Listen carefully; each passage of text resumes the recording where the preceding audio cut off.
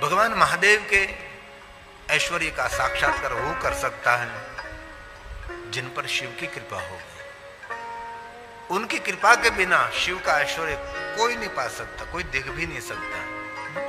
और एक बात कहूं, कभी भी आपको नींद में महादेव के प्रति कोई सपना आपको दिखाई दे तो आपको समझ लेना चाहिए आपको प्रवेश मिल गया है महादेव के लोक में। एक सपना शास्त्र है, सपना शास्त्र में एक सपनों का विज्ञान है, इनमें ये सब कुछ है। महाकालेश्वर महादेव का जो भक्त है, महाकालेश्वर महादेव की उपासना करता है, महाकालेश्वर महादेव का भजन करता है, उसके लिए तो बहुत बड़ी बात है, उसको तो सपने में भी दुख नहीं मिलेगा। ऐसी बात श्लोकात्मक शिव महापुराण अंतर्गत है। लेकिन कभी भी महादेव आपको सपने में मिले तो समझ लेना चाहिए आपको प्रमाण पत्र मिल गया है उसकी दुनिया में प्रवेश करने के लिए। सत्यम सत्यम न संशय है, इसमें कोई संशय नहीं है। और दूसरी बात, जिनको सपने में महादेव दिखाई दे उसको ये भी समझ लेना चाहिए कि अभी आपके भाग्य बंद नहीं है, आपके भाग्य खुल चुके हैं, क्योंकि सपने में महादेव दिखाई दे रहा है। हमारे ब्रह्मलीन डोंगरी जी बाबा कहते थे, बहुत जन्मों के पुण्य जब एकत्र होते, जब भगवान हमारा स्वीकार कर लेते हैं, तब भगवान हमको सपने में दिखाई देता है।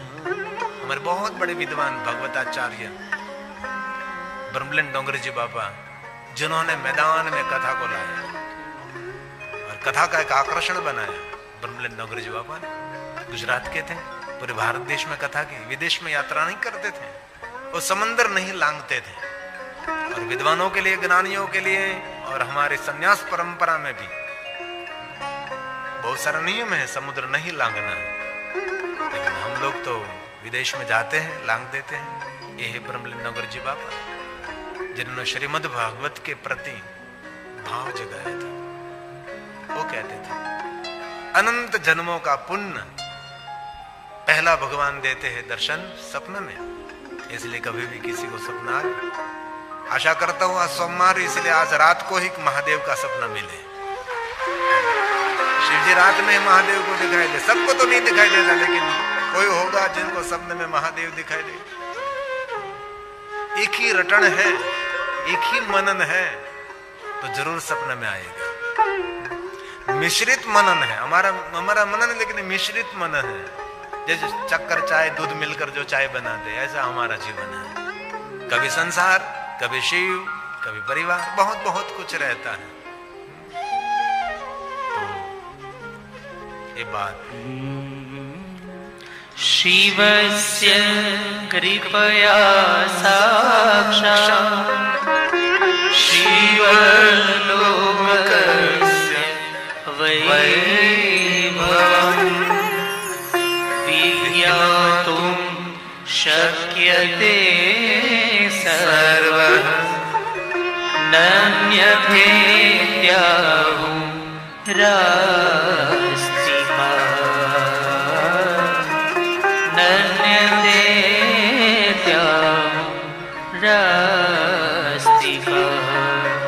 बहुत सुंदर बात कही है। और आगे बहुत सुंदर कहा, जो शिव भक्त है शिव में युक्त हो जाता है, महादेव का भक्त महादेव का ही रूप धारण कर लेता। और ऐसे बहुत लोगों को हमने देखा भी है, शिव की इतनी भक्ति हृदय में खिलती है, वो स्वयं शिव जैसा रूप लेने लगते हैं, वो स्वयं शिव जैसे दिखाई देने लगते हैं। लेकिन जो बिंदु सिंधु से मिल गया उसकी बात कर रहा हूं मैं, जो जल का बिंदु सिंधु के साथ मिल गया है। ऐसे बहुत सारे भक्त हैं जिनको दुनियादारी की कोई परवाह नहीं, लेकिन ऐसे महापुरुष कभी आपको सोशल मीडिया में नहीं मिलेंगे। सोशल मीडिया में हमारे जैसे लोग मिलेगा आपको, ऐसे पहुंचे हुए कोई आत्मा वहां नहीं मिलेगा। वही जीवन मुक्त है, इनमें कोई संदेह नहीं। भक्त शिव का ध्यान करते योगी समाधिस्थ हो जाता है, शिव स्वरूप हो जाता है, शास्त्र सम्मत है। शिव जी का ध्यान करते करते स्वयं को शिव मानने लगते हैं, अपने में खो जाते हैं। उसके लिए कोई दृश्य नहीं, कोई अदृश्यता नहीं, अपना भी स्वरूप नहीं और स्वस्वरूप भी नहीं रहता। ऐसी अवस्था महादेव के भक्तों को मिलते हैं, क्यों नहीं मिलते? मिलते हैं। धीरे धीरे सब कुछ हो सकता है, लेकिन जिनका मन डिस्टर्ब हो गया है, जो हताश है, जो निराश है, जो पीड़ित है, उसे तो बहुत दूर रहता है। और एक बात कहूं, शिव महापड़ ग्रंथ में कहा है, ईश्वर के द्वार का नाम क्या है? हमारे घर के द्वार पर कोई नाम लिखते हैं, हमारे गांव के द्वार पर कोई नाम लिखते हैं। अवंती नगर के द्वार पर लिखा है महाकाल द्वार, मृत्युंजय द्वार है? तो शिवलोक के द्वार पर क्या लिखा है? शिव के द्वार का नाम है प्रसन्नता। जिनको प्रसन्नता मिली, समझ लेना चाहिए वो शिव द्वार में प्रवेश कर गए। और ईश्वर की सर्वोपरि उपासना तो प्रसन्नता है, लेकिन सदैव प्रसन्न रहना वो तो बहुत हमारे लिए कठिन है। निष्पृही है उसके लिए कोई कठिन नहीं है, लेकिन हमारे लिए तो बहुत कठिन है सदैव प्रसन्न रहना। हमारा थोड़ा सा कोई अनादर कर दे, हमारे लिए कोई दो शब्द बोलते, हमारी प्रसन्नता गायब। जैसे जादूगर स्टेज पर कुछ गायब करते थे, वैसे हमारी प्रसन्नता कहां हवा में उड़ जाती है, पता नहीं लगता। सदैव प्रसन्न रहना बहुत कम लोग मिलेंगे। जो सदैव प्रसन्न रहता है वही शिवलोक में प्रवेश कर सकता है। शिवलोक में प्रवेश करना है तो ये नियम है। शिवलोक का प्रसन्नता का द्वार है, इसके द्वार का नाम है प्रसन्नता। इसीलिए कहा है, सुनिए जरा, शुद्ध योगेन संयुक्तो जीवन मुक्तो न संशयः सदा जपन् सदा ध्यायाम्। कैसे प्रसन्नता मिलेगी? सदा जाप करने से और सदा ध्यान करने से। प्रसन्नता का द्वार कैसे खुलेगा? तो कि मंत्र जाप से। प्रसन्नता का द्वार कैसे खुलेगा? तो वो ध्यान से। ये बहुत बड़ी बात है। सदा जपन् सदा ध्यायाम् शवं प्रणव रूपिणौ शवं प्रणव रूपिणौ।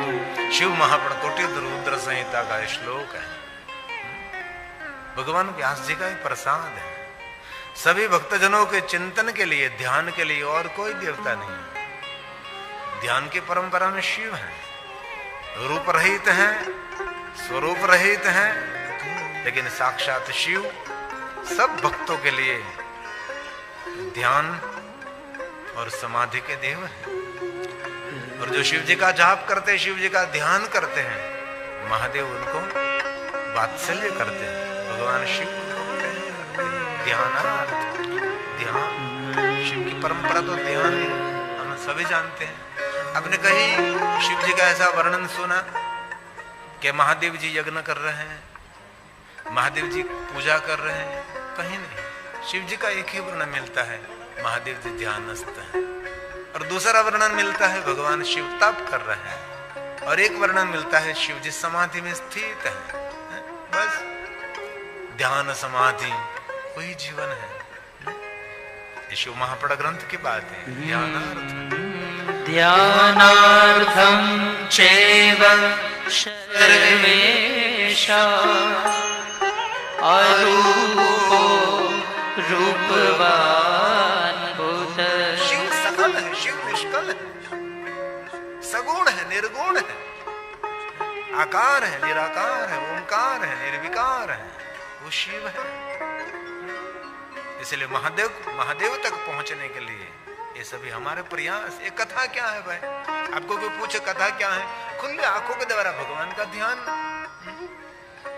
और कथा कोई सामान्य वस्तु नहीं है, कथा परमात्मा का श्रेष्ठ आराधन है, भगवान की श्रेष्ठ उपासना है।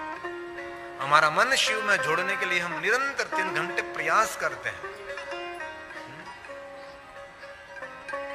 जैसे कोई ऊंचाई पर चढ़ने के लिए प्रयास करता है, वैसे हम भी कथा सुन सुनकर शिव तक पहुंचने के लिए, कथा गा गा कर महादेव तक पहुंचने के लिए हमारा प्रयास रहता है। पूजा करो, अर्चन करो, दर्शन करो, जाप करो, ध्यान करो, समाधि, कुछ भी प्रयास। शिव जी ध्यान के देवता हैं, ध्यान उनकी परंपरा है। अपने भक्तों का आदर करते, अपने भक्तों को प्रेम करते, अपने भक्तों को बहाल करते हैं, ये शिव है। इसलिए जीवन की सभी अड़चनों में से मुक्त होना है, हताशा निराशा से मुक्त होना है, तो भज सांब सदाशिव, जपे पंचाक्षरम सर्व सिद्धि लवे नारायण। कलम कथा का दर्शन कर रहे थे, नारद जी ने क्रोध किया, नारद जी ने श्राप दिया, तो नारद को क्या मिला? संताप मिला, उद्वेग मिला, भय मिला। दूसरों का अहित करने से किसी को कुछ नहीं मिलता। हताशा मिलती है, निराशा मिलती है, उदासीनता मिलती है, नाराजगी मिलती है। नारद जी ने श्राप दिया, क्रोध किया नारद जी ने, और फिर से भगवान विष्णु के सामने नारद जी प्रार्थना करने लगे, भगवान मुझे कुछ मार्गदर्शन करें। तो विष्णु भगवान ने और कुछ मार्गदर्शन नहीं किया ने। विष्णु भगवान बहुत सारे मार्ग दिखाई देते थे, बहुत सारी परंपरा है, लेकिन विष्णु भगवान ने सही मार्ग पर नारद जी को मार्गदर्शन किया। नारद जी, संताप में से छूटने के लिए एक ही मार्ग है, भगवान शिव जी का भजन करो। जप हो जाए शंकर सतनाम, शांति देने वाला शिव है। और शिव के भजन के बिना किसी को शांति मिले नहीं, शांति मिलने वाले भी नहीं, शांति स्तैन बिना नहीं। विष्णु भगवान ने कहा सर्व श्रुति श्रुतम, जिनकी महिमा वेद पुराण गाते हैं निरंतर, जो शिव जी का श्रेष्ठ मंत्र है, जो षडाक्षर मंत्र है। नमः शिवाय को पंचाक्षर कहा जाता है, ओम साथ में जुड़ने से षडाक्षर मंत्र बनता है, और अकार उकार मकार ओम से सभी मंत्र की पूर्णता रहती है। जो ओम ने जोड़ते हैं ये मंत्र पूर्ण नहीं, इसलिए जरूर नमः शिवाय नमः शिवाय नमः शिवाय बोल सकते हैं। इसमें बोलने में कोई ऐसा नहीं, दोष नहीं लगता, लेकिन ओम नमः शिवाय बोलने से मंत्र की पूर्णता रहती है। बहुत अलग अलग पद्धति से बोल सकते, ओम नमः शिवाय रुद्राय नमः, ऐसे बहुत सारे प्रयोग हैं पंचाक्षर मंत्र से। लेकिन भगवान श्री हरि ने, विष्णु भगवान ने नारद जी को पंचाक्षर मंत्र ही दिया। जपे पंचाक्षरम, नारद जी षडाक्षर मंत्र का जाप करो, आपका संताप दूर होगा, आपके जीवन में शांति मिलेगी। और शिव महापुराण ग्रंथ में उपमन्यु ऋषि ने भगवान कृष्ण जी को कहा, कृष्ण जी जीवन के सभी कामना मनोकामना पूर्ण करने के लिए आप पंचाक्षर मंत्र का ही आश्रय करें। कठिन कठिन विद्या, कठिन कठिन मंत्र, वेदोक्त मंत्रों, इसमें तो बहुत समय लग जाएगा, इसलिए सरल मंत्र है, इस मंत्र का ही आश्रय करो। और द्वारकाधीश भगवान कृष्ण जी ने पंचाक्षर मंत्र का आश्रय लेकर बहुत बड़ा सामर्थ्य हासिल किया। और बहुत सारे ऋषि मुनियों ने पंचाक्षर मंत्र का आश्रय लिया। अरे भगवान महर्षि व्यास का जीवन चरित्र देखे शिव महापुराण अंतर्गत, व्यास भगवान ने कठिन मंत्रों का प्रयोग नहीं किया। जरूर बोलना चाहिए, विद्वानों का काम है, हमारा काम नहीं। हम सब संसार में रहने वाले बहुत सारी जिम्मेदारी उठा रहे हैं, तो हमारे लिए तो श्रेष्ठ बात है पंचाक्षर मंत्र।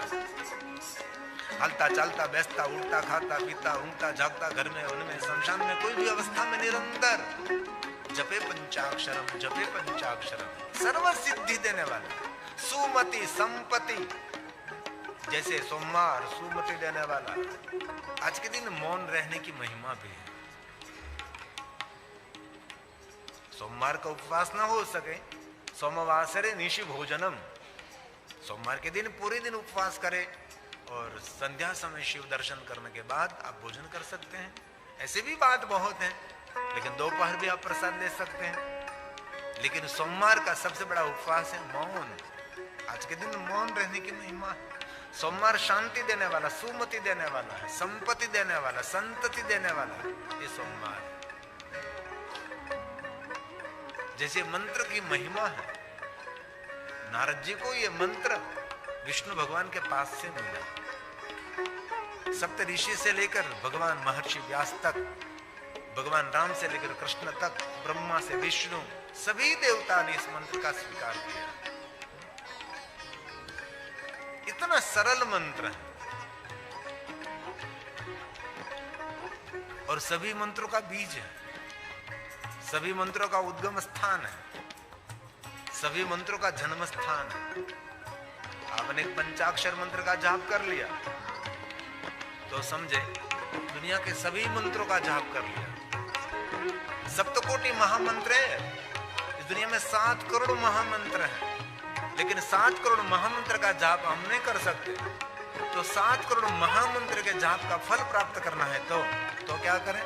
बस पंचाक्षर मंत्र का जाप करें, ओम नमः शिवाय मंत्र का ही जाप करें।